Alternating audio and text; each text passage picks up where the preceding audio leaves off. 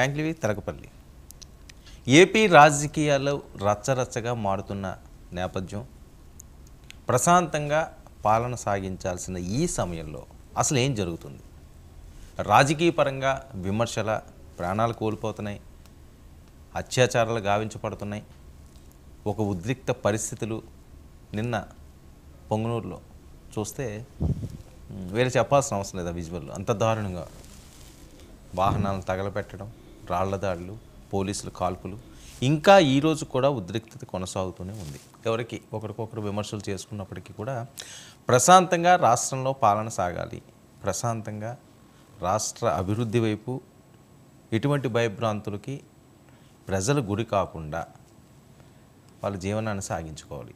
కానీ ఆ పరిస్థితి ఇప్పుడు కనిపించట్లేదు. 45 రోజులకి ఇబ్బందికర పరిస్థితులు అని చెప్పి జగన్మోహన్ రెడ్డి గారు ట్వీట్ చేయడం, అంతేకాకుండా సాక్షాత్తు ప్రధానమంత్రికే లేఖ రాసి నాకు ఇమీడియట్గా అపాయింట్మెంట్ కావాలి, రాష్ట్రంలో దారుణమైన పరిస్థితులు ఉన్నాయి, అవన్నీ మీకు నేను వివరిస్తాను అని చెప్పడంలో ఆంతర్యం ఏంటి? ఇంత దారుణంగా ఆంధ్రప్రదేశ్ ఉందా? మరి పొంగనూరు పరిస్థితి, మరొక వైపు వినుకొండకి ఆయన బయలుదేరారు జగన్మోహన్ రెడ్డి గారు, అక్కడ పరామర్శిస్తారా బాధితుల్ని, అక్కడ ఎలాంటి సిచ్యువేషన్లు ఉంటాయో, ఇవన్నీ కూడా రాష్ట్రంలో మరింత వేడిని రేకెత్తిస్తున్న అంశాలు. మనతో పాటుగా తెలకపల్లి రవి గారు సిద్ధంగా ఉన్నారు. రవి గారు నమస్తే అండి. నమస్తే వర్మ. వినుకొండకు బయలుదేరిన జగన్మోహన్ రెడ్డి గారు, ఏంటి అసలు ఈ వినుకొండ ఎపిసోడు రాజకీయ పరంగా టర్న్ తీసుకుంటున్నదా, అక్కడ వ్యక్తుల మధ్య ఉన్న ఘర్షణలు దానికి దారి తీసిందన్నది వాళ్ళ వెర్షన్? అది తెలుగుదేశం వెర్షన్. వైసీపీ చనిపోయిన అతనైతే వైసీపీ కదా, కాబట్టి తప్పకుండా నిన్న మనం మాట్లాడినప్పుడే నేను చెప్పా, జగన్ అక్కడికి వెళ్తాను అని ఒకసారి ప్రకటించాక బెంగళూరు నుంచి వచ్చి అతను వెళ్ళటం అంటే ఖచ్చితంగా ఉద్రిక్తత, వివాదము, పోలీసులు అనుమతి, దీనంతటికి అసలే రిటర్న్ గిఫ్ట్ సంస్కృతి చాలా ఎక్కువగా ఉంది కదా. అంతకుముందు చంద్రబాబు వెళ్తానంటే ఏ ఆటంకాలు ఇన్ని జరిగాయో అవన్నీ మళ్ళీ పునరావృతం అవుతాయి. కాబట్టి సో జగన్ దీన్ని తీవ్రంగా, అంటే ఇది వరకు ఓదార్పు యాత్ర చేస్తారని, లేకపోతే మళ్ళీ జనంలోకి వెళ్తారని రకరకాలైన కథనాలు నడిచాయి. అవన్నీ ఎక్కువ భాగం ఊహాగానాలు, లేకపోతే అంచనా, ఊరికి అనుకోవడాలు.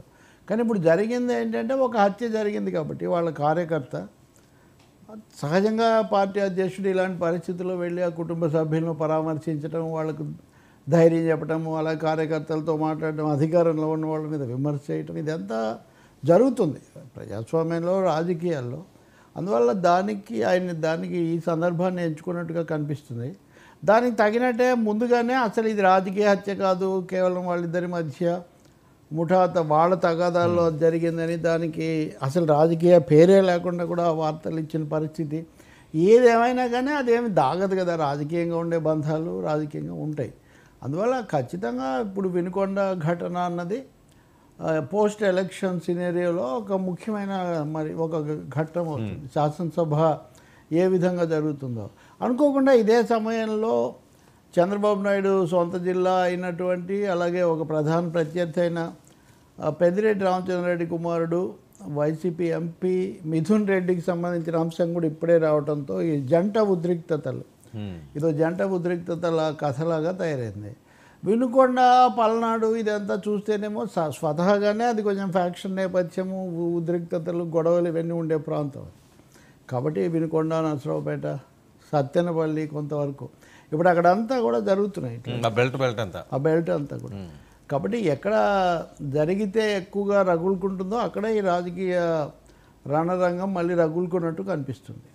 పోనీ ఎవరు తగ్గట్లేదు. అవును, తెలుగుదేశం వాళ్ళు కూడా ఎంతసేపటికి వాళ్ళే చేశారన్నాను. ఇప్పుడు తాజాగా నేను వస్తూ చూస్తుంది, సత్తెనపల్లిలో గ్రామంలో ఇరు పక్షాలు కూడా కొట్టుకున్నాయని పోలీసులు, ఆసుపత్రి ఇవన్నీ కూడా కనిపిస్తున్నాయి. కాబట్టి ఒక ఉద్రిక్త వాతావరణం అయితే పెరుగుతుంది, కొనసాగుతుంది ఆంధ్రప్రదేశ్లో అనిపిస్తుంది.